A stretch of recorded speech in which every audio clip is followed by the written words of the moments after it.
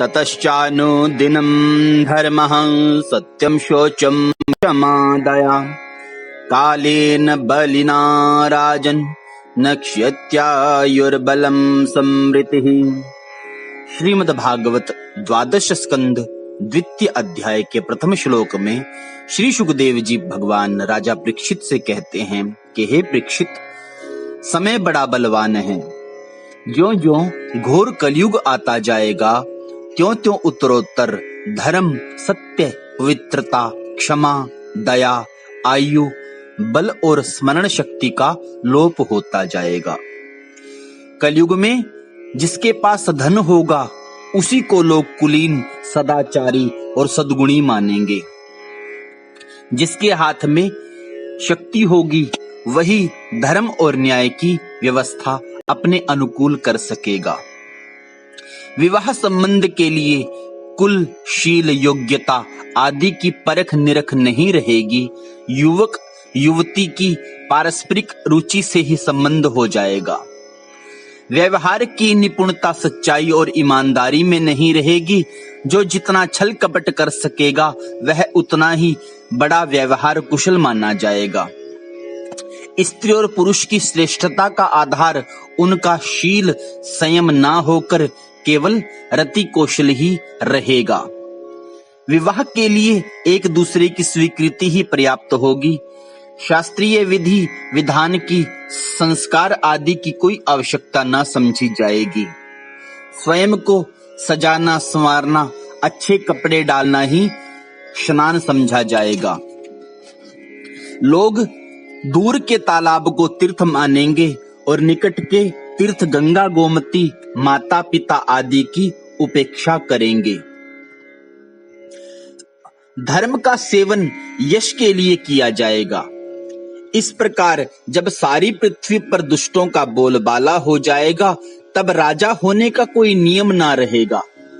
ब्राह्मण, अक्षत्रिय, वैश्य अथवा शूद्रों में जो बली होगा वही राजा बन बैठेगा। उस समय के नीच राजा अत्यंत निर्दय एवं क्रूर होंगे। लोभी तो इतने होंगे कि उनमें और लुटेरों में कोई अंतर न किया जा सकेगा। वे प्रजा की पूंजी एवं पत्नियों तक को छीन लेंगे। उनसे डरकर प्रजा पहाड़ों और जंगलों में भाग जाएगी। उस समय प्रजा तरह तरह के शाक, कंदमूल, मांस, मधु, फल फूल और बीज गुठली आदि खा खाकर अपना पेट भरेगी। कभी वर्षा ना होगी, सूखा पड़ जाएगा तो कभी कर पर लगाए जाएंगे। कभी कड़ाके की सर्दी पड़ेगी तो कभी पाला पड़ेगा। कभी आंधी चलेगी, कभी गर्मी पड़ेगी तो कभी बाढ़ आ जाएगी। इन उत्पातों से अथवा आपस के संघर्ष से प्रजा अत्यंत पीड़ित होगी, नष्ट हो जाएगी। लोग भूख प्यास तथा नाना प्रकार की चिंताओं से दुखी रहेंगे। रोगों से तो उन्हें छुटकारा ही ना मिलेगा। कलयुग में मनुष्यों की परमायु केवल 20 या 30 वर्ष की होगी। हे परीक्षित, कलिकाल के दोष से प्राणियों के शरीर छोटे छोटे, क्षीण और रोगग्रस्त होने लगेंगे। वर्ण और आश्रमों का धर्म बतलाने वाले वेद मार्ग नष्ट प्राय हो जाएंगे। धर्म में पाखंड की प्रधानता हो जाएगी। राजे महाराजे डाकू लुटेरों के समान हो जाएंगे। मनुष्य चोरी, झूठ और निरपराध हिंसा आदि नाना प्रकार के कुकर्मों से जीविका चलाने लगेंगे। चारों वर्णों के लोग शूद्रों के समान हो जाएंगे। गायें बकरियों की तरह छोटी छोटी और कम दूध देने वाली हो जाएंगी। वानप्रस्थी आदि विरक्त आश्रम वाले भी घर गृहस्थी जुटाकर गृहस्थों का सा व्यापार करने लगेंगे। जिनके वैवाहिक संबंध हैं उन्हीं को अपना संबंधी माना जाएगा।